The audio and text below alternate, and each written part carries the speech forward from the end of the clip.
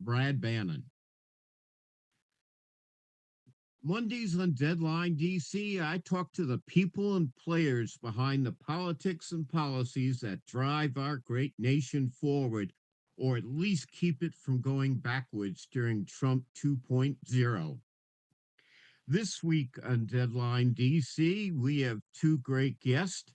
In the first half hour, our guest to talk about the infamous Epstein list will be Sarah Jones, editor in chief of Politicus USA.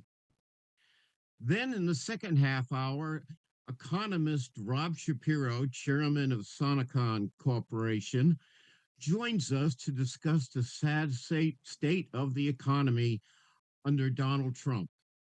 Before we go to our first guest, Sarah, though, we're going to play this clip from Anderson Cooper at CNN about Donald Trump's birthday card to the disgraced Epstein. The Wall Street Journal published a piece with this striking headline.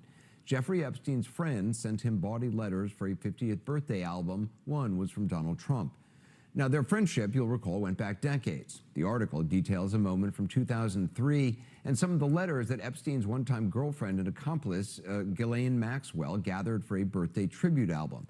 According to the Wall Street Journal, pages from the album are among documents examined by Justice Department officials who investigated Epstein and Maxwell. The paper, citing people who have reviewed the pages. Here's the passage about then-citizen Trump's letter. Quote, this is from the Wall Street Journal. The letter bearing Trump's name, which was reviewed by the Journal, is bawdy, like others in the album.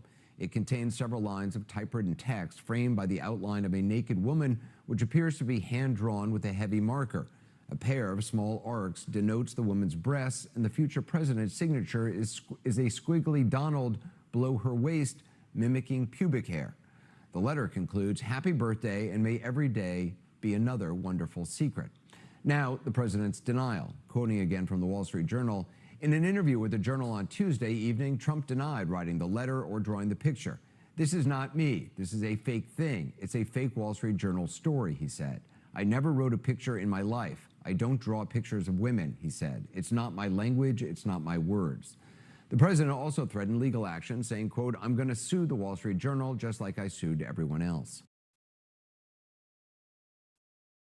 Yeah, and that was Anderson Cooper of CNN talking about Donald Trump's bawdy birthday card to Jeffrey Epstein.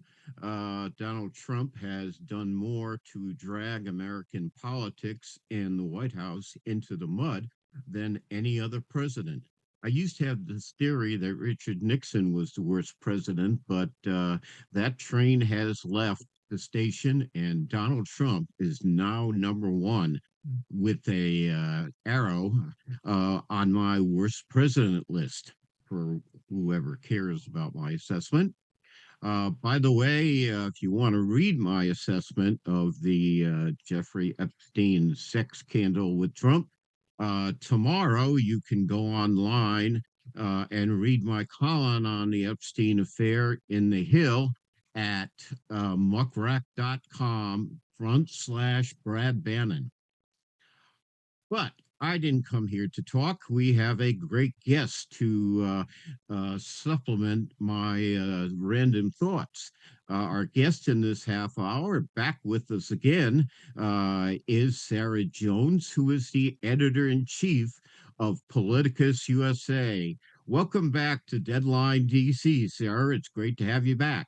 Thank you so much, Brad. It's so good to be here. And I care, and I know your listeners care about your thoughts. So yeah, definitely very interested in that. And you really, your intro was so perfect because to me, the thing I can never forget, the thing that hangs over me every day is that we are always in the sewer with this guy. Every moment that we discuss politics now, we are hanging out with the worst people that you could ever know and that nobody wants to be around, basically. So it just is really gross. I also want to just pop in there to this whole discussion about Epstein. I do want to connect this to the Republican anti-abortion stance just for a moment. I know that might sound wild, but it is to me. as a woman, very important to make the connection that when um, when you make abortion illegal, you incentivize rape and you incentivize domestic abusers who use rape and pregnancy as a way to control women. And so the fact that they are pushing anti-abortion, they're pushing to make abortion illegal, and then here we are. Now President Trump is hiding the Epstein files, whatever exists there, the information, the materials that were not released, he is hiding. And those two things aren't disconnected in my mind. And I think that when it tells you about somebody, the things we knew about him, the things that have come out that he is now an adjudicated sexual assaulter, all of those things are very relevant to this conversation. Well, the other thing, Sarah, that I think you're right, and the other thing I think is relevant is, Donald Trump's treatment of women in general. He has been insulting. I remember bunch of vile insults he leveled at Rosie O'Donnell and other women during his two campaigns. He said all sorts of horrible things about E. Jean Carroll, who won a few $1 million in a lawsuit against him for sexual abuse. It's just, his abuse and attitude towards women is horrible. It's Uh, dehumanizing. This is what he does exactly. The way everything you're talking about, the objectification and then the discarding of, he's going to take away his lust for you if you're Rosie O'Donnell because you spoke up and you're past the prime. Like women age out at 35 for him, and I think maybe we can go younger than that now. But what does yeah exactly what does all that say about him? He does not. It isn't just that he doesn't respect women. I think he actually loathes women, and I think he's got a lot of I agree. issues. So I agree. Let's try this. We're talking about the Epstein affair in this half hour, and there's part of me that thinks we instead of talking about Jeffrey Epstein and his relationship and the sexcapades with Donald Trump, and I was going to say young women, but apparently they were actually not young women; they were girls, which is an important distinction. Shouldn't we be talking about the economy and the budget cuts? Isn't that going to be his undoing, not this scandal, or am I wrong about that? no, I think I mean, well, this is the question of the age, right? I will say that I did not, like many people, I didn't really see this coming, this division that's happening on the right.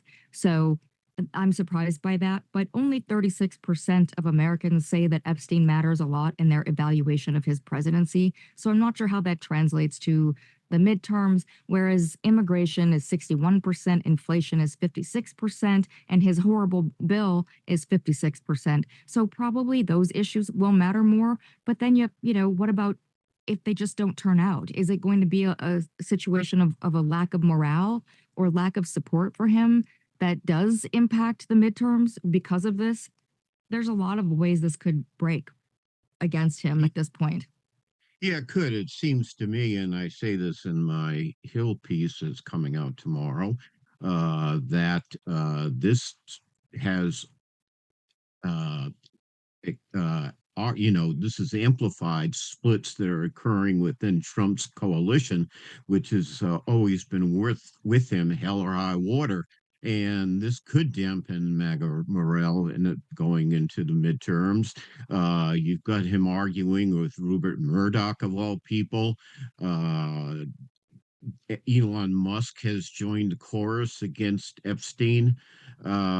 This could have serious ramifications. Sarah, we're going to go for our radio break now, but we will be continuing this interview online TV with Sarah Jones, editor in chief of Politicus USA, right during this break for our video listeners, and we'll be back in a couple of minutes with more of our radio audience. So don't go anywhere. We're staying.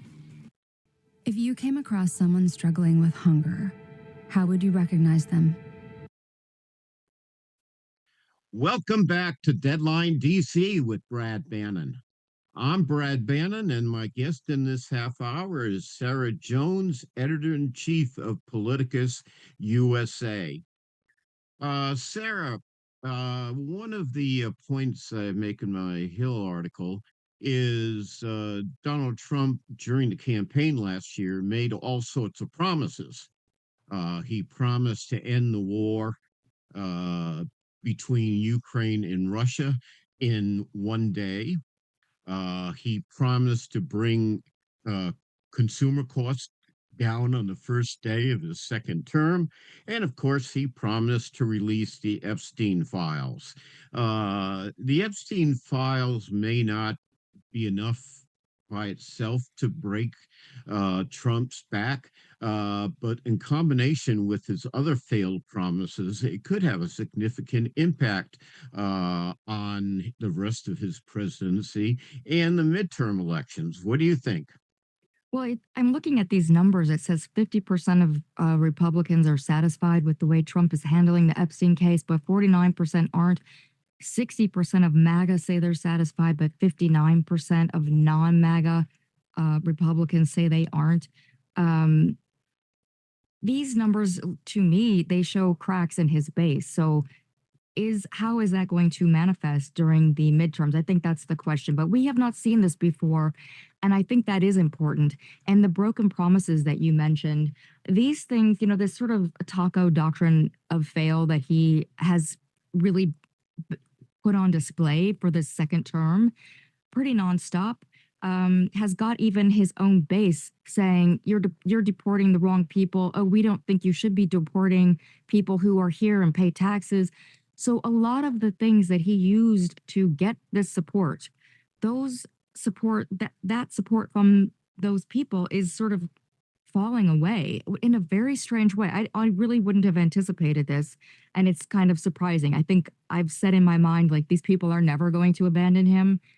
And now suddenly it's like the Epstein files seem to be their red line. But I do want to put a little pin and a little caveat in this, that they only care about the Epstein files because they think they've been told that it's going to be all these Democrats, right? So they're not looking for Donald Trump or anyone like that to be on the list. They think they're going to get what they've been promised, which is the proof that Democrats are these evil pedophiles, which is what they've been, a lot of the MAGA base has been told this whole time. So I think that's going to be interesting to see. I have heard some of them say, why do you think he's hiding this? Do you think he's on the list?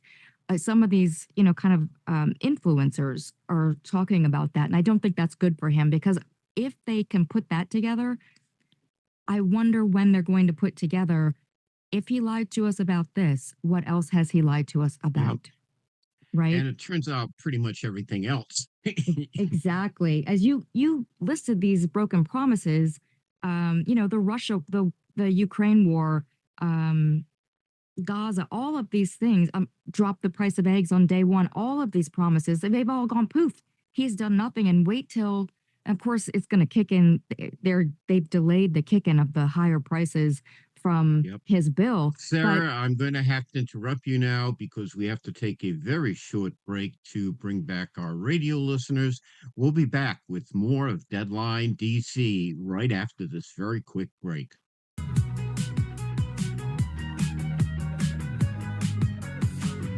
Welcome back to Deadline DC with Brad Bannon, and welcome back to our radio listeners. If you're listening to us now and you want to watch us and listen to us at the same time, modern technology has made that possible. You can watch our must-see online aggressive progressive TV at twitter.com/Brad Bannon, at facebook.com/Deadline DC with Brad Bannon /videos, and on YouTube at youtube.com/@Deadline DC. Our guest in this half hour is Sarah Jones, a frequent flyer here on Deadline DC. She is the editor in chief of Politicus USA. Sarah, let me try this out on you.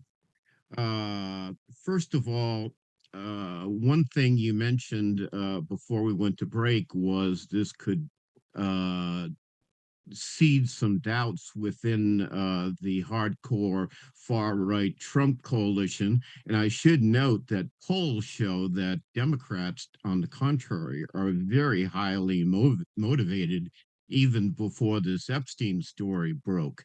So that could be a difference maker if Democrats make it work in the next 15 months. Let me ask you this question about Trump's handling of this issue problem. He announced a couple of weeks ago that he wasn't going to release the Epstein list. I thought to myself, of course not. He can't release it because he's on it. It would be a political blow and it would be personally embarrassing. But his failure to release the list has intensified the speculation about his relationship with Jeffrey Epstein. So he's damned if he does and damned if he doesn't, right? I mean, at this point, a lot of people are asking this question, which I think is a good question to ask. Why didn't he just lie about the list or tell Pam Bondi, like, take my name off of it and then release it, which are all things that I could, he would do in the past. But it's very clear that somebody in power has some kind of evidence to tie him to whatever this material says. And so he can't just lie about it. And I did read a senator said that um, Donald Trump had devoted put FBI agents, was it 1,000 FBI agents on? That was Senator Dick Durbin of Yes, Illinois. yes, and to look for his name in this material. That is pretty astonishing. If that turns out to be true, I think, why, of course, why would you do that if you have no reason to think you would be on there? Right. And then, secondly, shouldn't the FBI be out there fighting crime? Why are they protecting the president from his misdeeds? And by the way, I also think the Supreme Court can't even save him from this. Not that anything is going to happen to him criminally, but, this isn't something going to flying around with Epstein and being best bros with him for 10 years. That's not something he did while he was president. So there's no, the usual excuses that come up for him are not, they're not working here. And if he really is going to, I know he filed that lawsuit. There's no way that he can go through with that lawsuit. He can't sit down for depositions. He can't bring up all the documents that he would have to bring forth. That they would ask him correspondence with Jeffrey Epstein. They're going to subpoena that from other people. Yeah, Um, discovery would be pretty bad for Trump. yeah, there's no way. Exactly, there's no way. And when he said that he didn't do this drawing, and they said it was with a heavy marker. I mean, I don't know about you, but burned into my mind is the way he always used that heavy marker. He used it Yes, to direct a hurricane to away from exactly, Alabama in one exactly. case. That is burned into all of our minds from the first term, and then that's also how he signs all of his directives, his executive orders. He signs them all with that. It looks like he's using a Sharpie, a very thick one. So I was like, that actually doesn't work for you to say that this isn't how you would do I mean, I I do wonder that he would have any kind of artistic ability is the only place where I could see some deniability there. But using a heavy marker like that is his signature, literally. Yes, it is. Well, let me ask you about this. One of the most bizarre things and significant things that's happened in this Epstein sex scandal is last week, Donald Trump went on his favorite vehicle to tweet, Truth Social, uh, and he criticized his own supporters for buying this. Well, he didn't say he BS, but he criticized his own supporters for buying this BS about Jeffrey Epstein and falling for the Democratic arguments against him and Epstein, hook, line, and sinker. Then he ended it by saying, I don't want your support anymore. And that can't make the Magna base terribly happy and enamored with their hero. No, I think that he's being so condescending to them. And on this issue, he has been that way with them on many other issues, and it was fine. But the thing is, this conspiracy, and I'm not talking about the things that actually happened. I'm talking about the things at his base through QAnon. That sort of the that was the mythology that they built up around the Epstein files. That it was this. There was a deep state covering up for Democrats. They were running the pizza parlor, the Pizzagate, all of that stuff is hardwired into the a lot of the hardcore MAGA support.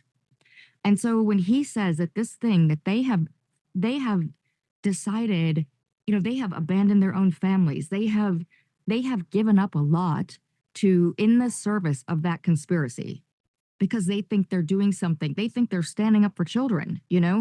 And that's a forget the fact that they also are starving children by supporting this, but all of that there's a lot of hypocrisy going on, but I'm just talking about how they see it. And so to have that called stupid, he called them stupid for believing in that. This is their whole identity for a lot of them. So he just called that belief stupid, which is going to be very difficult. I would imagine a lot of them are having trouble because we have seen how they have broken with their own families over these kind of things, and will not hear a bad word about Donald Trump. And now Donald Trump Yeah, is telling them this. yes, it will be a very rude shock. Yeah. And God knows how long this is going to drag out. But it's going to, Donald Trump has some difficult days ahead of him, and he needs his bedrock supporters to weather the crisis. We might have a government shutdown coming up at the end of September. And that will require the president to use all the political capital he has on the budget, and he may be spending it on this sort of sex Mm. scandal.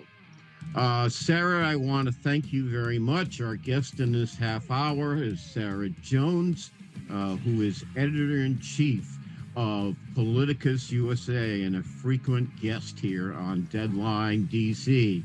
Thank you so Our much. guest, our guest in the second half hour is noted economist Rob Shapiro.